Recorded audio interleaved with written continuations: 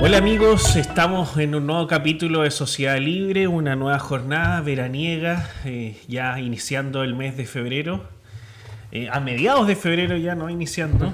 Se te corrió la semana. Se me corrió un poco la semana. Bueno, le damos la bienvenida. Hoy día me va a acompañar Lil Garcés. ¿Cómo estás, Lil? Muy bien, gracias. Qué bueno. Rodolfo Arecheta Valeta. ¿Qué tal, Ricardo? Jack, Lil. También el señor deportista Jack Rooks. ¿Cómo está? Un gusto, Ricardo. Solo lo veo en las páginas deportivas del diario. Y ahí vemos que está vestido muy institucionalmente.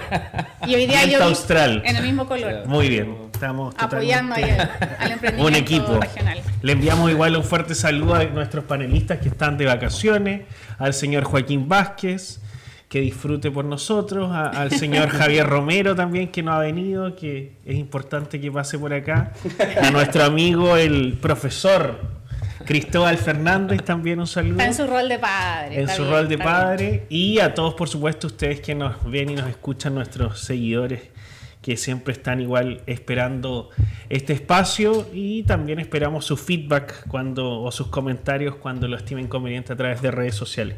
Bueno, vamos a iniciar el programa de hoy. Hicimos ya un programa especial la semana pasada respecto a la muerte de Sebastián Piñera, pero han ido surgiendo otros temas.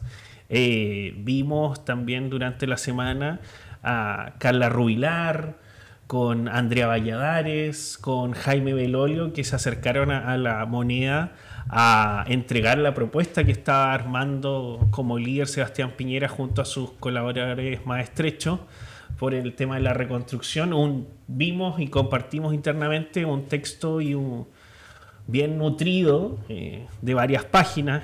Creo que capaz puede ser incluso más nutrido de lo que tenía pensado el propio gobierno. Y también otras declaraciones un poco llamativas, incluso oportunistas de mi parecer, de por ejemplo la ministra Vallejos, que igual habla que respecto al legado hay que valorar o aprobar el 3 y 3 en el tema de las pensiones. Entonces, en esa línea y entre otros temas respecto a este terrible fallecimiento, vamos a conversar de ello. Lil, ¿qué impresiones te dejan esas temáticas? Sí, bueno, han sido días bastante movidos en términos políticos y en nuestro país también, digámoslo, y no se nos puede olvidar que seguimos con una emergencia en Valparaíso, una emergencia que a las luces de lo que dice la gente, ¿no es cierto? El gobierno no ha estado presente como debería estar. Las ayudas no están llegando de forma oportuna. Hemos visto también en redes sociales, lamentablemente, que hay gente que se está quedando con cosas que llevan a los lugares de acopio y no se está repartiendo a la gente como debería ser. Con respecto a la muerte del expresidente Sebastián Piñera, efectivamente vimos, ¿no es cierto?, y agradezco un funeral de Estado, un acto totalmente republicano, donde me sorprendió, debo decirlo, y yo creo que a muchos, el cariño que la gente manifestó de forma totalmente voluntaria. O sea, en el fondo fue un acto que nació desde la comunidad, desde la ciudadanía, el ir a entregar el último adiós al expresidente Piñera. Yo creo que eso es muy valorable, porque en algún minuto se decía que casi que nadie lo quería en Chile, que era el ogro, se pintó como casi que el diablo en todas sus estructuras. Sin embargo, vemos que hoy día el tiempo es justo y le entrega esta imagen que para nosotros era la más cercana como ex colaboradores de su gobierno, un presidente activo, un presidente preocupado por su república, un presidente muy cercano y que además estaba siempre pidiendo el 100% para que a la ciudadanía, ¿no es cierto?, le llegaran los mejores recursos y los mejores proyectos para mejorar su calidad de vida. Bueno, yo me sumo a las palabras de Lil. La verdad es que fue un gusto ver un funeral republicano. Ahí yo creo que tenemos que ser justos con las autoridades, que realmente se manejó muy bien y se hizo de una manera sobria y con los honores que merece un presidente de la República de Chile como fue Sebastián Piñera. También quedaron claras algunas cosas, digamos, hubo muchas reacciones internacionales de personeros de izquierda y de derecha, o sea, desde Hugo Chávez hasta el presidente Biden, pasando por, qué sé yo, Pepe Mujica, valorando la trayectoria de Sebastián Piñera, y también de políticos a nivel nacional. Yo creo que eso habla bien del legado del presidente Piñera, y lo que generó más polémica quizás fue el discurso del presidente Boric, cuando señala que hubo querellas y recriminaciones que fueron más allá de lo justo y razonable. Sí. Esto fue tomado por lado y lado, digamos, como un...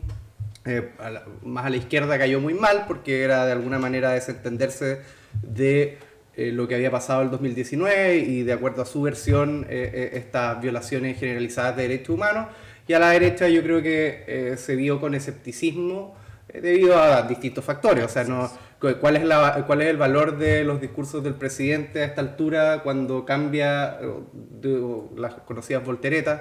Un día dice una cosa y otro día hace otra. Y cuando no tiene el apoyo del sector y las palabras que está diciendo, o sea, peor todavía. Entonces, la verdad es que ahí, por lo menos desde mi apreciación, no resultan muy creíbles estas palabras, digamos. Y yo creo que la única manera de poder resarcir de alguna forma el daño que se hizo durante el 2019 es cuando el actual gobierno sea oposición. Ahí van a tener una nueva oportunidad de mostrar si es que sus credenciales democráticas son las que ellos dicen o reclaman, y no ahora, porque finalmente, bueno, esto fue como casi protocolar. Es muy evidente que las querellas son, y además un poco ambigua. ¿Querellas a qué se refiere? ¿A las querellas presentadas contra el presidente Piñera o querellas en un sentido general? Entonces, cuando uno quiere dar un discurso de ese tipo, yo creo que tiene que ser claro, y me parece que no lo fue, y va a quedar, digamos, al futuro veremos si es que estas expresiones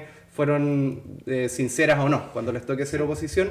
Y bueno, también habría que comentar lo que salió diciendo Camila Vallejo. No está ni frío el cuerpo del presidente Piñera, digamos, fue enterrado recién la semana pasada, y ya Camila Vallejo anda utilizando la muerte del presidente políticamente, diciendo que para la reforma de pensiones el 3 y 3% a cuenta individual y 3% a comillas solidaridad, sino que ese dinero se va al Estado y de ahí se reparte, digamos, es el legado del presidente Piñera y es lo que se debería respetar para esta discusión, que de hecho fue señalado semanas antes de fallecer por el presidente Piñera, que el 6% no tendría que ir su totalidad a capitalización individual, a las cuentas de los trabajadores, heredable.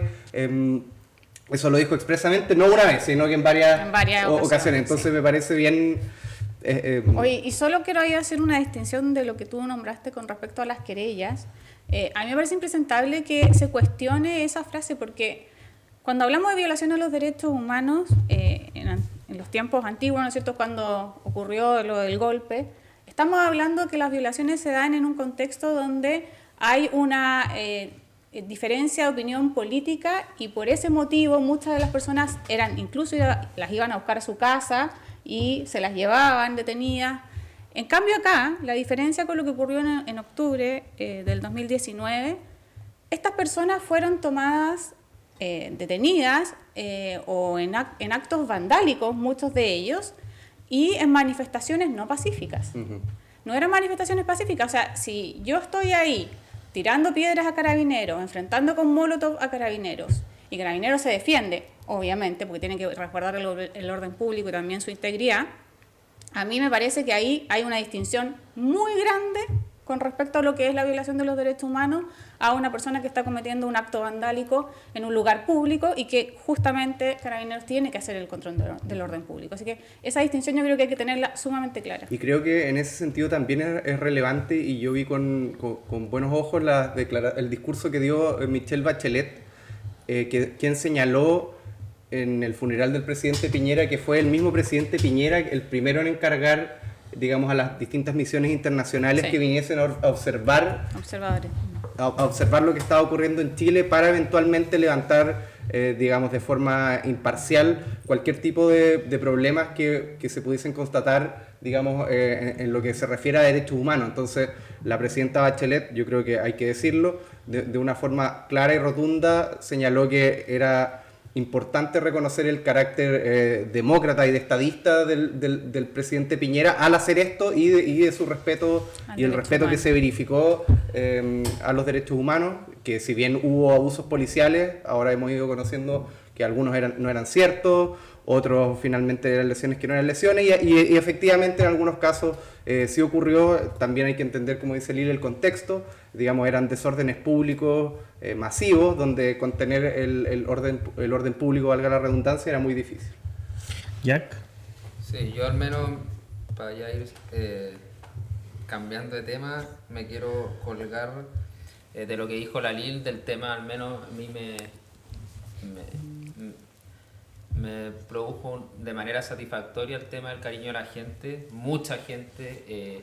Yo obviamente me imaginaba que iba a haber gente claramente, pero no de la magnitud que se dio. O sea, no se pudo hacer ni siquiera esta misa o acto entre el mundo político que está programado, porque había mucha gente que yo encontré muy bueno que lo hayan cancelado, porque obviamente para mí la prioridad está en que los ciudadanos pudiesen ir a despedirse y obviamente escribir en los libros de condolencias que hubieron además en todos los lugares del país. Una de las cosas también que agradeció mucho Magdalena Piñera, una de las hijas del presidente, que hasta en Isla de Pascua habían habido misas en honor a su papá, al presidente Piñera. Así que yo al menos me voy, o sea, se va el presidente de manera alta, como yo creo que debería haber sido, en vía también, que fue catalogado de manera muy injusta por personeros, como ya lo han dicho, actuales del gobierno. Pero bueno, ahora el tiempo da la razón un poco de lo que decía también Fito, del tema de que siempre fue una persona que siempre fue en pos de la democracia, en pos también de los acuerdos y de dialogar, que eso es otra cosa que ninguna persona en estos momentos, nadie excepto obviamente ciertos personeros del Partido Comunista, dieron a entender de que él siempre quiso dialogar y siempre quiso ir en pos de la democracia.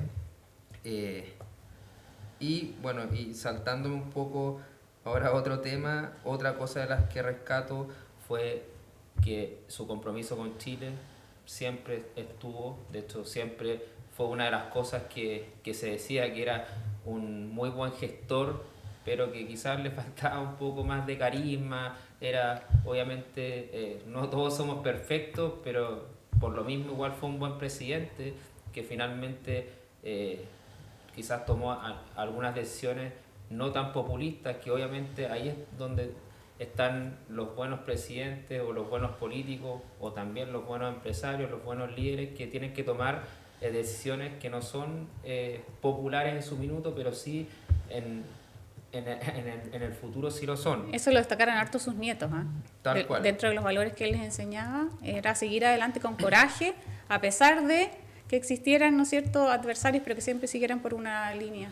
Tal cual, y por eso al menos yo finalmente rescato eso, porque la ciudadanía ahora se está dando cuenta de decisiones que se tomó en su minuto, que ahora obviamente se extrañan o se han visto los beneficios. Y una de esas, me refiero al compromiso con Chile, fue justamente la idea que tenía él y las gestiones que estaba haciendo por el plan de reconstrucción ahora en Valparaíso, que él está muy pendiente del tema, y además obviamente quería ayudar. De hecho, justo quizás el destino había llamado al presidente el día anterior para justamente empezar a trabajar con el equipo de exministros que había tenido el presidente Piñera y los actuales, para poder obviamente ayudar y finalmente reconstruir de la mejor manera y más rápida toda esta catástrofe. Y bueno, y justamente ayer o antes de ayer, no recuerdo, ya se juntaron los exministros del presidente con los actuales, así que yo al menos eso también rescato, que se haya dado la instancia, que el gobierno tampoco se haya cerrado a juntarse, así que eso yo lo rescato. Y un poco, para ya ir cambiando de tema, la oveja negra, eso sí, yo se la doy a Iracy Hasler, que encuentro impresentable que no haya querido dejar en su municipalidad el libro de condolencias.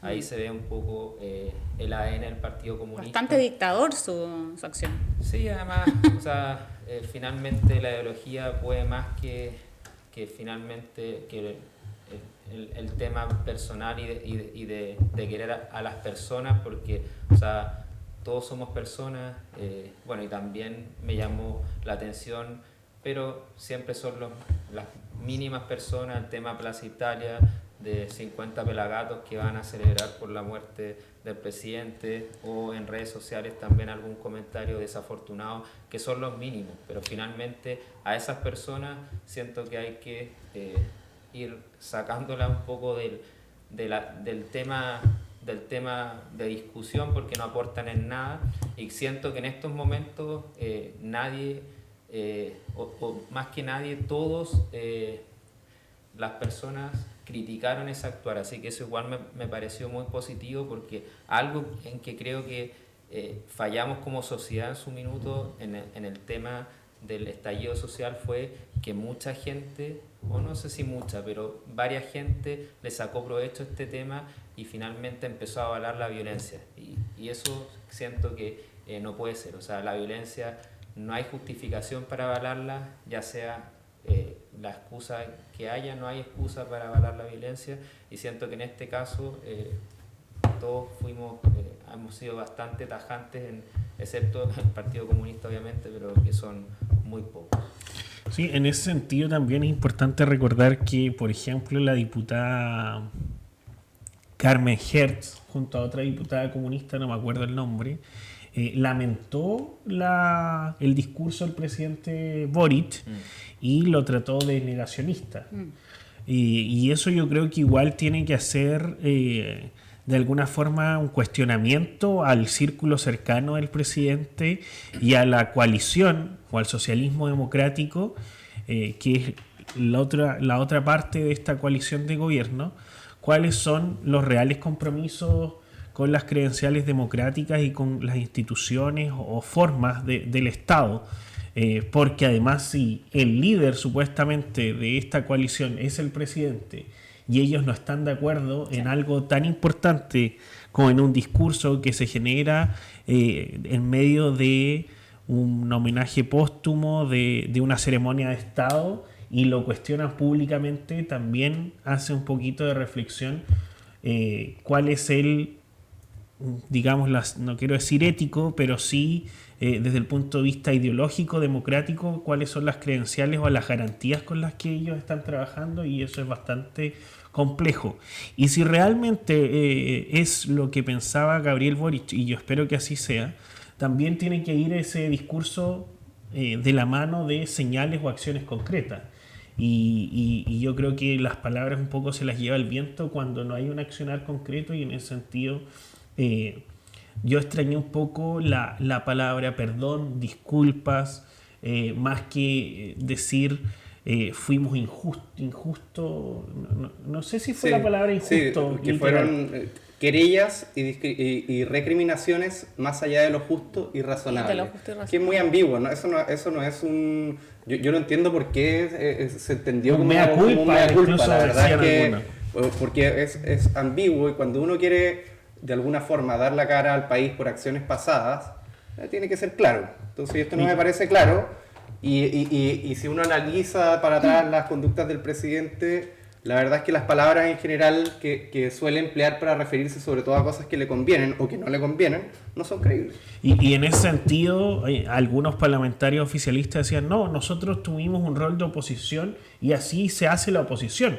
Y yo creo que eso es totalmente mentira. O sea, yo hoy día, de dirigentes, de diputados de Chile Vamos, nunca he escuchado, por ejemplo, que traten al presidente de asesino porque ha muerto alguien lamentablemente por una bala loca o por un accionar de un operativo policial. Nunca he escuchado que ha ocurrido un montón en este último tiempo. Nunca nadie le ha dicho dictador. Y así un sinnúmero de cosas o adjetivos que al final del día, más que afectar a una persona, afectan a la institucionalidad y a a la figura presidencial y al Estado chileno, más que a alguna persona. Sale del rango, como decía Piñera en su minuto, de lo que es un adversario político a un enemigo político. El enemigo ya se transforma en alguien que hay que destruir como si fuera una guerra.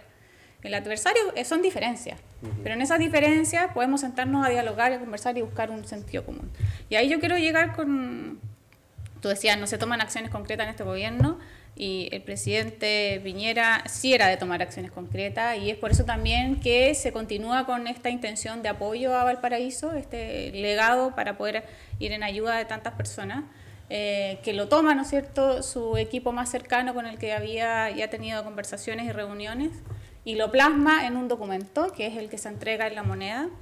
Yo estoy en un chat donde está Carla Rubilar, que fue una de las que, ¿no es cierto?, precursoras de este documento que se entrega, y decía, lo hicimos con mucho cariño, en honor al presidente, y como él hubiese querido, con todo el detalle de la reconstrucción, no solamente con la idea o el plan, sino que también con los números concretos que esto significa a la hora de tomar cada una de las etapas de este plan de financiado, sí, totalmente financiado. Entonces, yo creo que eso hay que valorarlo mucho, y espero que el gobierno así lo haga, porque la verdad es que es un plan bastante robusto, y un plan que ya trae un análisis detrás de todo el conocimiento adquirido, ¿no es cierto?, en los gobiernos del presidente Piñera, donde de catástrofes sí que sabía, porque la verdad es que desde la reconstrucción del terremoto, al estallido social, a la pandemia, o sea, la verdad es que en términos de gestión y manejo de catástrofes era uno de los puntos que el presidente tuvo que resaltar mucho,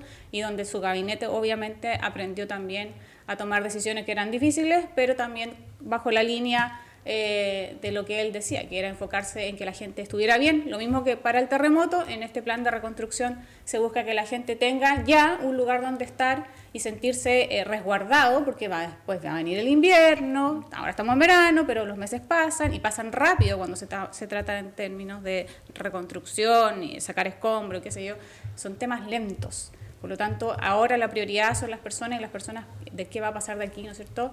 Al invierno es uno de los fuertes que está dentro del plan, y se busca y da estrategias de dónde podrían estar, cuáles podrían ser los acopios, cuál podría ser la primera área en construcción. La verdad es que es un plan bastante robusto, y se agradece que este trabajo se haya hecho de forma generosa y se presente, porque la verdad es que va en dirección a todos los chilenos más que a un gobierno de turno. Sí, ahí en la última hoja de este plan que presenta a Carla Rubilar, veíamos a Iván Puduje, a la Andrea Valladares, y los otros participantes estaban de manera online. Dice, en la última página dice: la reconstrucción fue gracias al esfuerzo de una nación completa para levantarse a sí mismo. Una historia que comienza con devastación y muerte, y que termina como un ejemplo que los chilenos podemos lograr trabajando unidos por un mismo fin. Que yo creo que refleja en gran medida cuál era el espíritu y las intenciones de Sebastián Piñera. Bueno, esas son palabras de la reconstrucción del terremoto. Exactamente, y el compromiso que tenía por Chile, más allá de que él sea el líder o el presidente en ese momento. Otro tema que igual tomó la agenda, que capaz no está en la pauta, pero creo que es interesante conversar, es esto de los autos de lujo, de los Lexus, de los jueces de la Corte Suprema, que yo creo que es una decisión con muy poca empatía en el sentido de la situación que está viviendo el país, alejada totalmente de la realidad. Cuando estamos viendo una catástrofe, cuando estamos frente a una recesión económica, y además un poder judicial que, según mi visión, no es el más eficiente ni tampoco el más destacado. O sea, vemos que muchas veces se toman decisiones bastante llamativas, por decirlo de una manera prudente, alejada del sentido común que uno esperaría de algunas decisiones que tienen que tomar los jueces. Y además una complicidad llamativa del gobierno, porque por una parte se dice que sí estaba aprobado esta solicitud, este presupuesto, el gobierno después dice que no, pero a todas luces al parecer habían ya gestiones iniciadas, se esperaba que los autos lleguen en marzo. Sí, lo que pasa ahí es que cuando efectivamente es el Parlamento quien aprueba el presupuesto, a pesar de que ellos son autónomos, pero el presupuesto sale aprobado desde el Parlamento. Y lo que aprueba el Parlamento son determinadas glosas presupuestarias. Y lo que alude el gobierno es que no había un ítem específico de renovación de autos, ¿ya? Sino que ellos estarían tomando desde otro ítem que también permite compra de autos para poder hacer esta compra, esta renovación.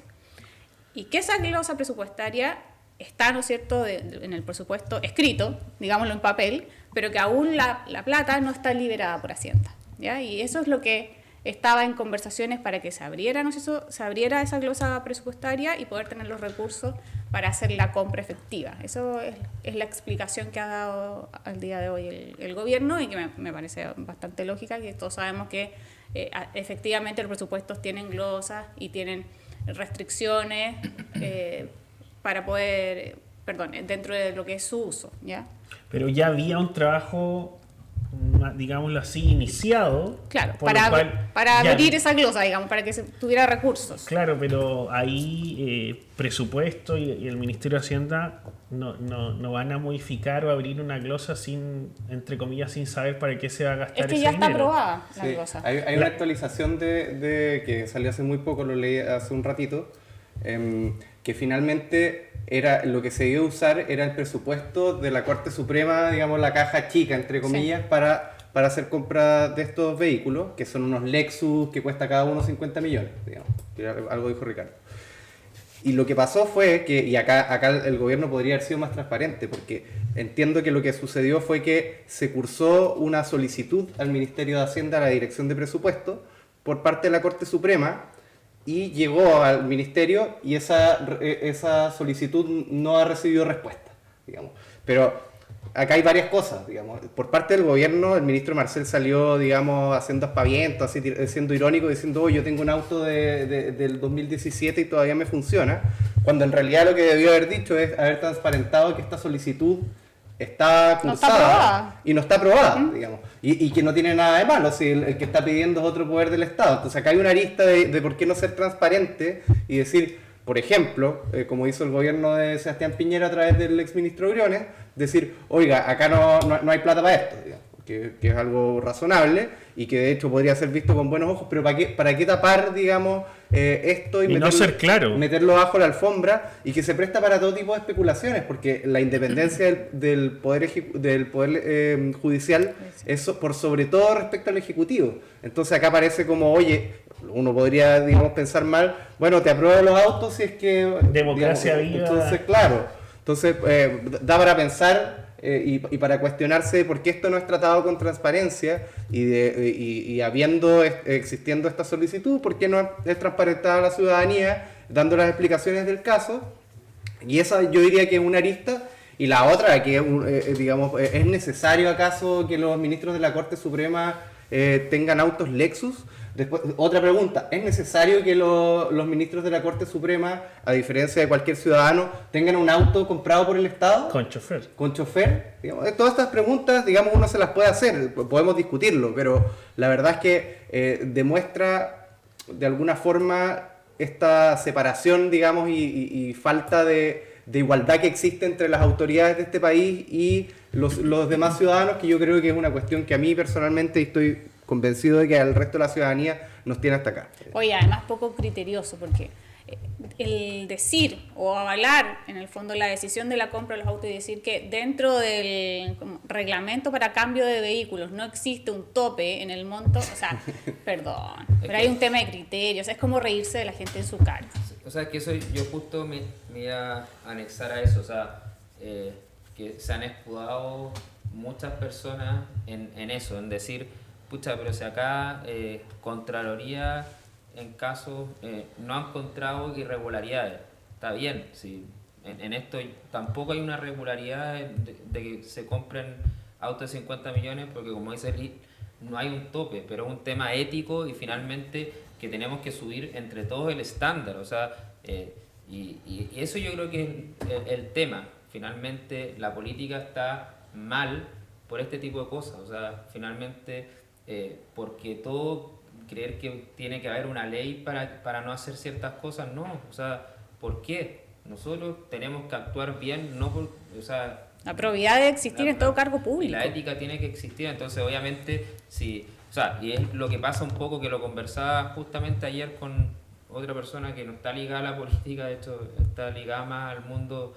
empresarial, que me decían, oye, en los países desarrollados no pasa esta weá, de hecho y no hay normas. O sea, en los que lo países impidan. desarrollados efectivamente las máximas autoridades andan en autos mucho, o sea, muy normales, porque obvio, o sea, saben que el estándar de la ciudadanía requiere mayor, y si eres autoridad no hay andar en autos de 50 millones si sabes que hay gente que lo está pasando mal o todavía no tiene su casa y tú vas a andar con chofer con autos de 50 millones, entonces es un poco eso, o sea, yo al menos, qué bueno que se haya filtrado esta información para que finalmente empecemos a poner el cascabel al gato a esta cosa y a muchas más que ya han aparecido, lo mismo de los alcaldes que finalmente han cometido irregularidades. Van a tener que poner un tope entonces, ahora igual como tienen los ministros y los subsecretarios, que es hasta 35 millones aproximadamente.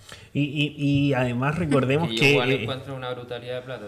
que este gobierno siempre cuestionó a los otros que no bastaba con estar dentro del marco legal, sino que había que ir más allá, entonces, que desde el punto de vista ético, de la empatía, de la yo realidad concuerdo, país, de la que austeridad, por supuesto que compartimos, pero en los hechos no se ve.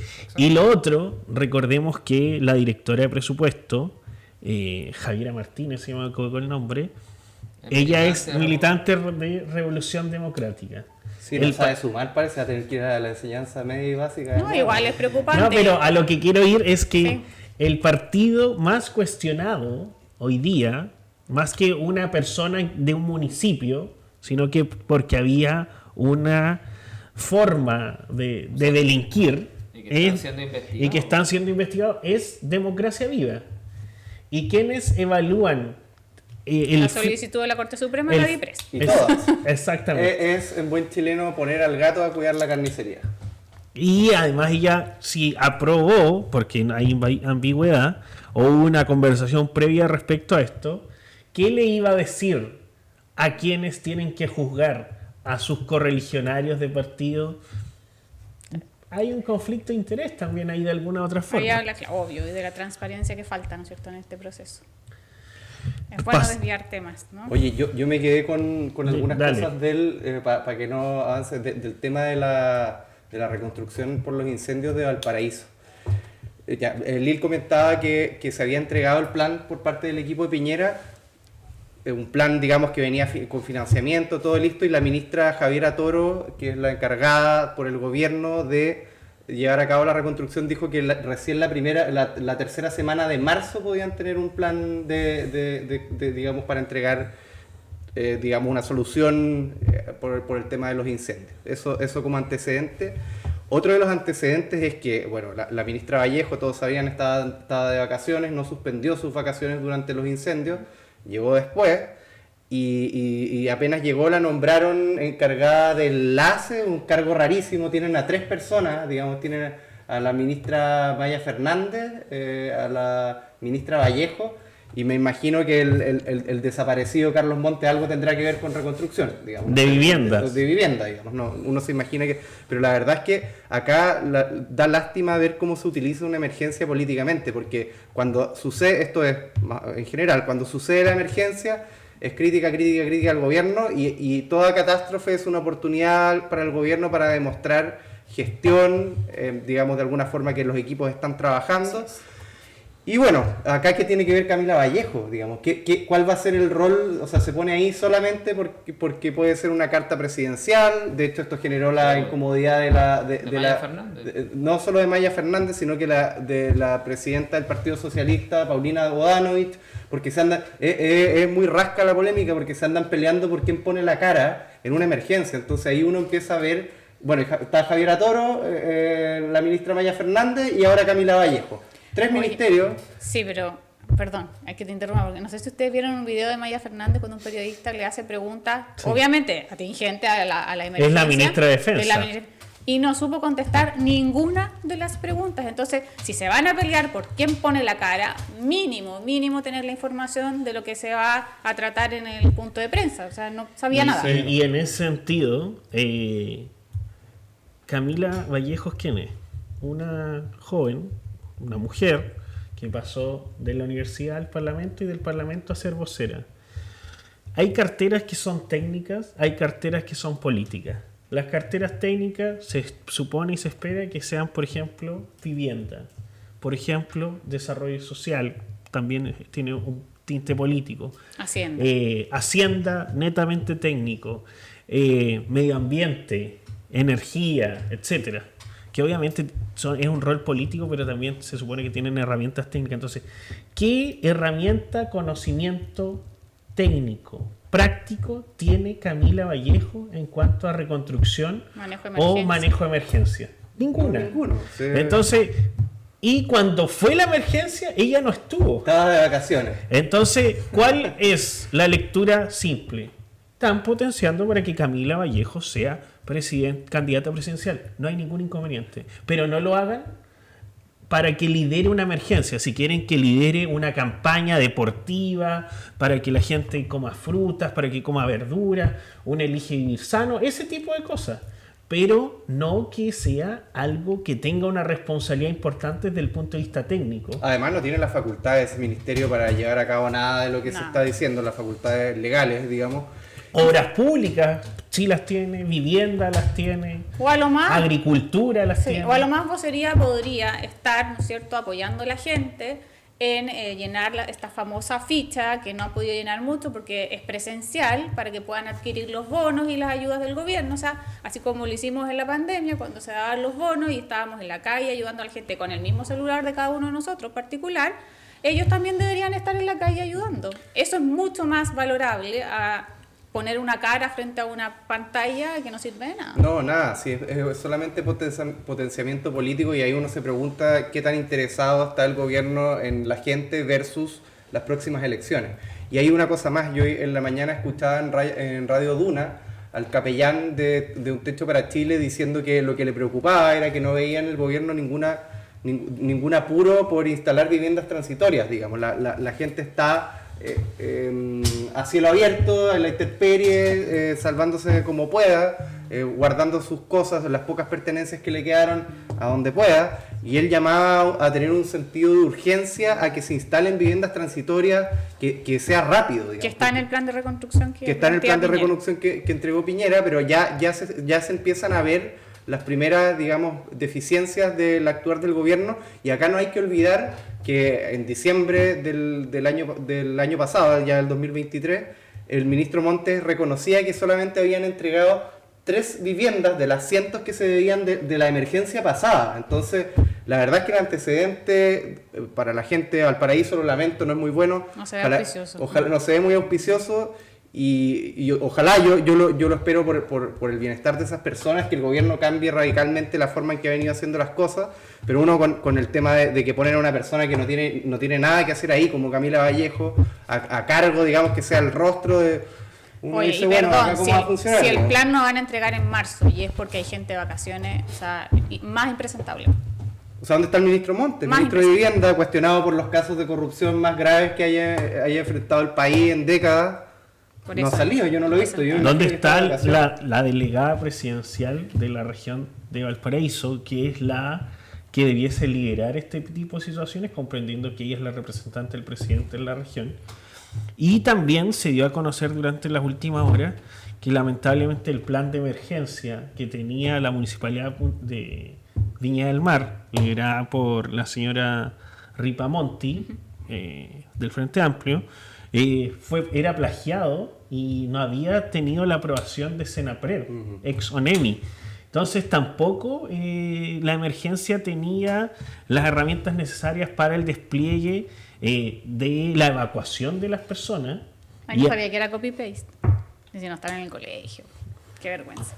No, recordemos que hay más de 130 fallecidos. Esto es gravísimo. Si hay una persona que falleció porque no le llegó a tiempo un mensaje o porque los planes no estaban actualizados o por lo que sea, estamos hablando de una situación muy grave. O sea, ahora queda la reconstrucción donde vamos a poder evaluar la gestión del gobierno, pero ya sucedió una tragedia de proporciones mayores donde falleció mucha gente y que de alguna manera esto se ha ido olvidando un poco porque se vio inundada la contingencia por la muerte del expresidente Piñera, pero acá no hay que olvidarse de la gente fallecida, o sea, y ahí pueden haber responsabilidades y eso hay que hacerlas valer, y yo esperaría que la oposición estuviese ahí en la primera fila, las autoridades que representan a los distritos involucrados, que estén ahí al pie del cañón haciendo las investigaciones que corresponden, porque murió mucha gente.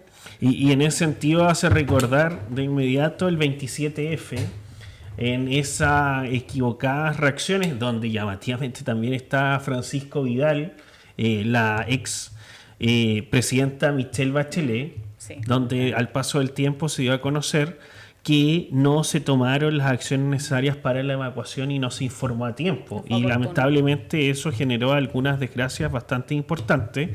Y cuando uno está en un cargo de responsabilidad, muchas veces, cuando no se tiene la información o el conocimiento, es mejor tomar algún tipo de decisión, que yo prefiero evacuar preventivamente. Prefiero que se evacúe gente preventivamente a esperar que se esté incendiando un sector para recién levantar una alarma. O sea, ese es el nivel también de responsabilidad y de consecuencia que tienen las acciones o las omisiones de quienes están liderando procesos importantes, por lo cual cuando uno vota por alguien o se designa a alguien y nosotros en este espacio cuestionamos esa situación, bueno, lo cuestionamos porque esos actos o esas inoperancias pueden generar lamentablemente la pérdida de personas. Sí. Oye, y ahí hablando de omisiones, para que pasemos a otro tema, nuestro gobernador no es mío, no es mío. Gobernador de la región. No tampoco. Ya, perfecto. El gobernador omitió, olvidó, no le dio la prioridad a ciertos proyectos de inversión regional que estaban, ¿no es cierto?, aprobados y que iban en directo beneficio de las personas en su calidad de vida, muchos de ellos, no pasaron a la aprobación del CORE y por lo tanto ya pasó la fecha que tenían, ¿no es cierto?, con el RS que da desarrollo social, que el RS, para que la gente sepa, es como el visto bueno que le da desarrollo social a los proyectos de inversión, donde evalúan sus distintas áreas, su implementación. Rentabilidad social. Rentabilidad social, sí, en general. Y tiene un periodo donde esa RS, ¿no es cierto?, está vigente. Bueno, ese periodo era del 2020 al 2022 y como no pasó a votación, ahora lamentablemente esos proyectos ya no van a poder ser ejecutados. No sé si tienes la cifra por ahí, Ricardo. Son 5.000 millones. 5.000 millones que pierde la región, que pierde la gente, porque eran puestos de trabajo, inversión, compra de indumentaria. ¿Tienes ahí los proyectos que sí, estaban nombrados? Es la nueva sede del Club Deportivo Scout, que va a partir el gobernador cada vez que habla o va algún deportista destacado o se habla del deporte, él habla como si tuviese una amplia gama de proyectos deportivos y ahora hay una sede de un club deportivo la cual no aprueba y no sé qué proyectos tiene, por eso me gustaría que a los medios que él vaya, porque él va a muy pocos, por favor los periodistas le pregunten qué proyectos tiene en la actualidad deportiva que se están ejecutando, porque finalmente es puro bla bla y ninguna gestión concreta. También, bueno, son mejoramientos de áreas verdes y la Junta de Vecinos Domingo Espiñeira, son los proyectos, son cerca de 5.000 millones, como dice Fito, y que son de la Municipalidad de Punta Arenas, porque, ¿y por qué de la Municipalidad de Punta Arenas? Porque, como yo lo he dicho anteriormente, el gobierno regional no es un ente ejecutor. ¿Qué quiere decir esto? Que otras instituciones como el Ministerio de Obras Públicas, Vivienda, la misma municipalidad o diferentes municipalidades, ellos son los que finalmente tienen que presentar el proyecto, en este caso al Ministerio de Desarrollo Social, para sacar esta recomendación social, el famoso RS, y luego presentarlo al gobierno regional para la aprobación de los montos y finalmente se pueda ejecutar.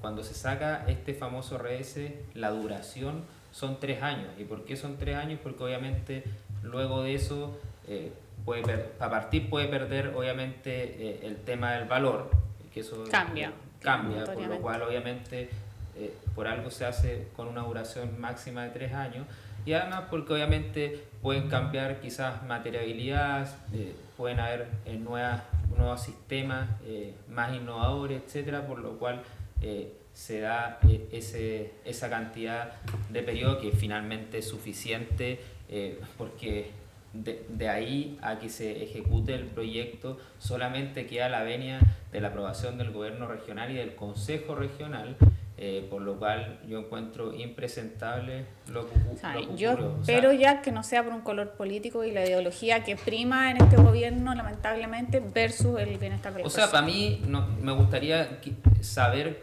¿cuál es la explicación? ¿Cuál es la explicación? Porque si es que no es eso, también es impresentable, porque sería por una muy mala gestión, porque también me gustaría saber cuál es la planificación y en qué se han gastado las plata finalmente, porque en cuanto llevamos la ejecución presupuestaria este año, entonces yo encuentro realmente impresentable esto, porque eran proyectos además bastante interesantes, y obviamente son horas que sabemos que en las instituciones, sobre todo en las municipalidades, no hay mucho recurso humano, por lo cual no es llegar y ya actualicemos ahora este proyecto nuevamente para volver a ingresarlo. O sea, una es horas hombre y otra es tiempo perdido finalmente. Entonces lo encuentro realmente impresentable.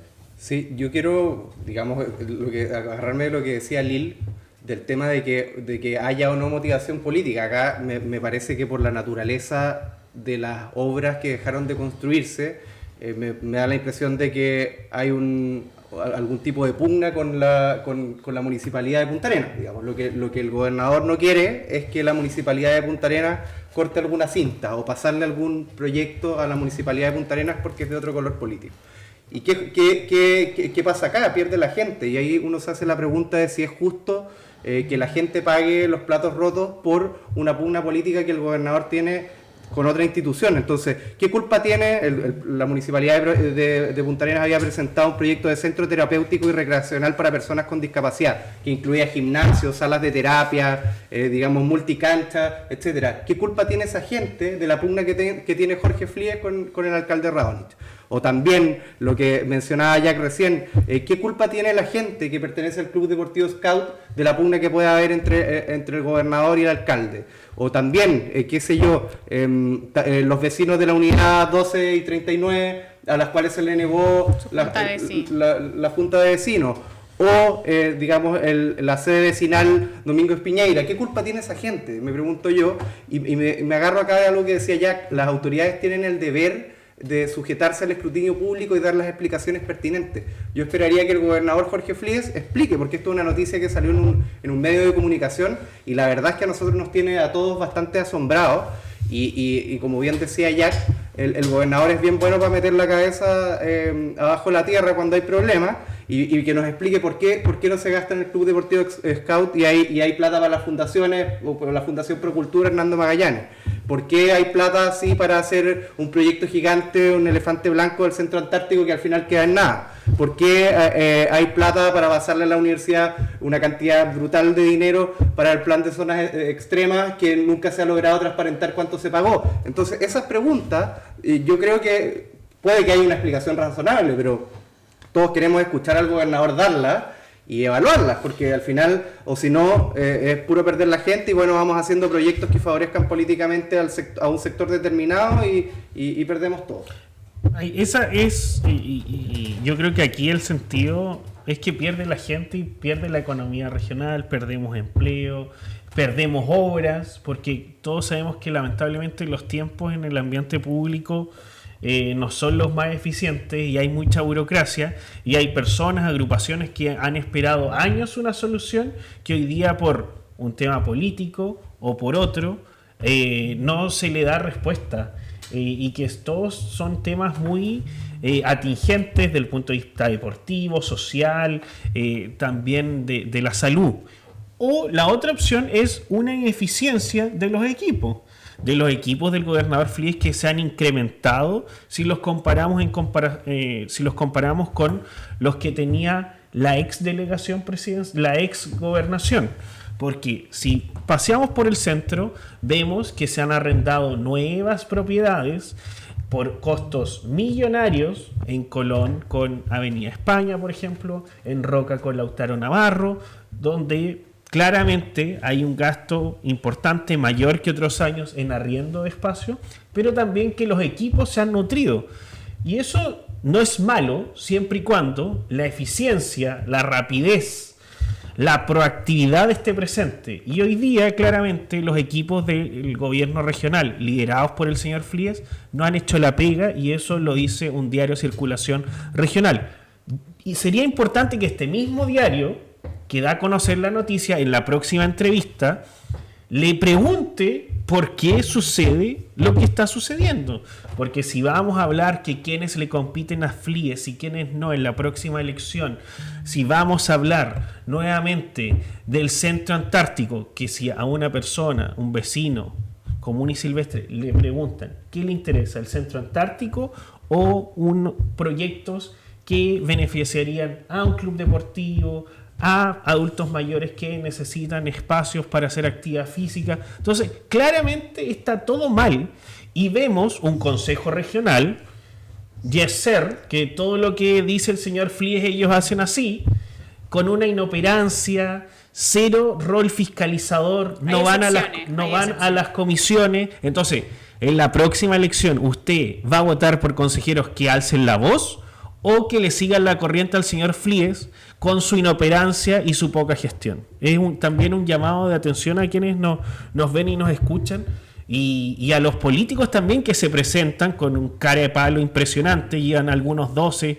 16 años en el core haciendo nada, porque el rol que tienen que hacer, su función es fiscalizar. Y claramente, si ellos se hubiesen dado cuenta de esta situación, no hubiésemos llegado a lo que estamos conociendo. Además que se tiene otro costo oculto, o sea, que estos proyectos después se tienen que volver a evaluar.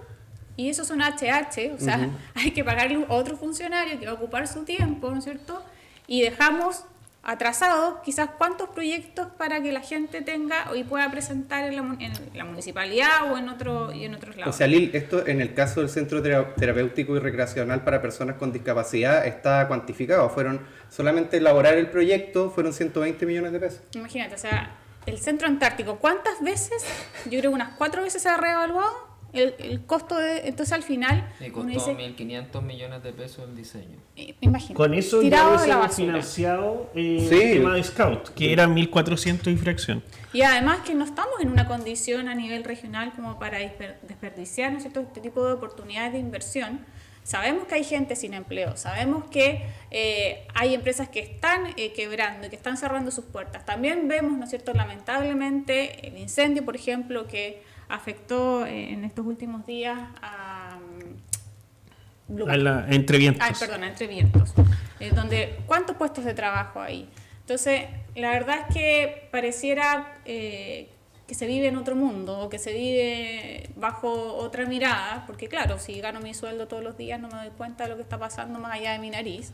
Y eso finalmente es lo que yo creo que está ocurriendo, porque tampoco veo a las autoridades regionales preocupadas de levantar nuevos proyectos o hacer nuevas gestiones en pro del desempleo, vivienda, salud, porque también las listas de espera siguen. Entonces, al final, no vemos ninguna gestión en pro de la comunidad, ni tampoco vemos una gestión, por último, en términos de comunicacionales que haga este gobierno. En la prensa se ve muy poco. Al vocero yo creo que es el único que conozco del gabinete, porque lo vemos más seguido, pero del resto del gabinete, el delegado tiene sus apariciones más bien en redes sociales, más que en la prensa escrita.